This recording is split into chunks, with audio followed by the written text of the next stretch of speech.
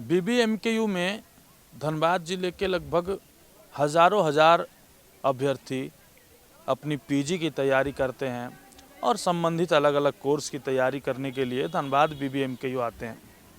लेकिन बीबीएमकेयू में क्या सब कुछ सही चल रहा है? इसी बात की जानकारी लेने के लिए हम लोग बीबीएमकेयू कैंपस पहुँचे तो हमने एक अजीबोगरीब नज़ारा देखा। हमने देखा कि पहली बार बीबीएमकेयू में एक रजिस्ट्रार जो अस्थायी रूप से नियुक्त होते हैं वो पैदल आ रहे हैं। सोचिए कि पूरा प्रशासनिक महकमे का जो सबसे आला अधिकारियों में से एक होता है, प्रोफेसर राधानाथ त्रिपाठी की हम बात कर रहे हैं, जो बीबीएमकेयू के रजिस्ट्रार हैं, वो पैदल आ रहे हैं और पैदल अपने घर को भी वापस जा रहे हैं। अब सोचिए कि क्या प्रशासन ऐसे अधिकारियों को उनका सरकारी वाहन आवंटित नहीं करता है? तो बिल्कुल उन्हें सरकारी वाहन और टीए भत्ता आवंटित की जाती है, लेकिन उसके बावजूद भी रजिस्ट्रार राधानाथ त्रिपाठी का पैदल यूनिवर्सिटी की ओर आना और यूनिवर्सिटी से फिर अपने मुकाम तक पैदल जाना, ये कहीं ना कहीं सवालिया निशान तो ज़रूर खड़ा करता है। मामला क्या है, इसकी तह तक जाने के लिए हमने बीबीएमकेयू में प्रवेश किया और सीधे कैमरा तान करके और सवाल पूछ डाला प्रोफेसर राधानाथ त्रिपाठी से। सुनिए उन्होंने अपने जवाब में क्या कुछ कहा।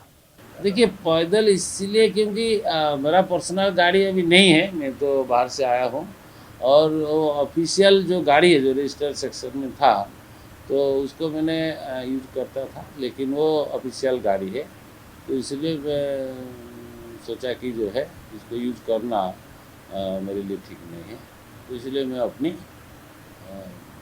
पैदल आता हूँ और ऑटो वगैरह कर लेता हूँ, टैक्सी कर लेता हूँ, जो जैसे ही मौका मिलता है, कोई प्रॉब्लम नहीं है। लेकिन फिर भी टाइमली आप पहुंच जाते हैं? टाइम ले आता हूँ, मैं तो 8-9 बजे जाता हूँ, 8 बजे दिल्ली जाता हूँ। 8 बजे से पहले तो कभी यूनिवर्सिटी, सारा यूनिवर्सिटी जब बंद हो जाता है मैं जाता हूँ, तो इतना सारे काम है कैसे होगा। और रजिस्ट्रार ऑफिस ऐसा है कि आप जानते हैं कि हर डिपार्टमेंट का फाइल यहीं आता है और यहीं से मूव होता है आगे, तो इसीलिए और ऊपर से सारे मीटिंग में मुझे रहना है, एचआरडी मीटिंग में जाना है, कभी कोर्ट में जाना है, जेपीएससी में जाना है, तो वो सारे है। उसका बाद यूनिवर्सिटी में सारे कमेटी में मैं मेंबर हूँ और इसीलिए ऑलमोस्ट ऑल कमेटी में, तो इसलिए डेली 1-2 मीटिंग रहता है, तो इसीलिए काम इतना पाइलअप हो जाता है, बढ़ जाता है कि मुझे रात को 8 बजे तक 9 बजे तक भी करता है, तभी नहीं काम खत्म होता। आप देख सकते हैं कितना सारे फाइल डेली आता है मेरा पास।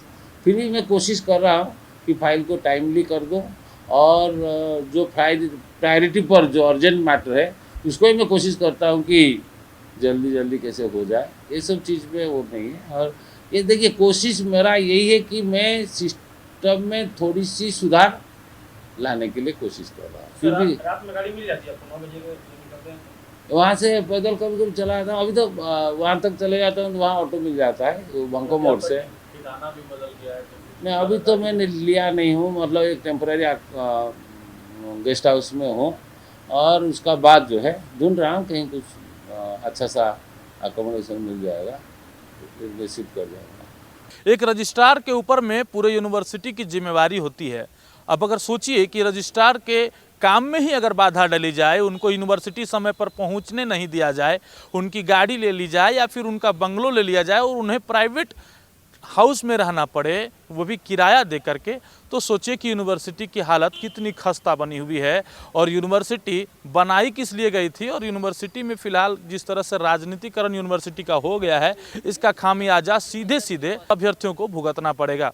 क्योंकि रजिस्ट्रार का जो पद होता है वो सबसे सर्वोच्च पद होता है प्रशासनिक में। अगर वीसी के पद को हम अगर हटा दें तो सबसे बड़ा वीसी के बाद जो जिम्मेवारी होती है वो रजिस्ट्रार की होती है।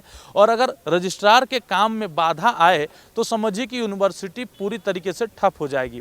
और यूनिवर्सिटी पे जो रजिस्ट्रार का पद होता है वो कितना अहम होता है। और रजिस्ट्रार ने कैमरे पर जिस तरह से अपने चीज़ों को बताया वो अपने विस्तार से सुना। अब देखना यह है कि आखिरकार जो ये चीज़ें हैं जो अस्त व्यस्त हो चुकी हैं वो कब तक दुरुस्त होंगी और कब तक जो यूनिवर्सिटी की जो तमाम चीज़ें हैं वो पटरी पर आएगी, जो अभी डिरेल हो गई है।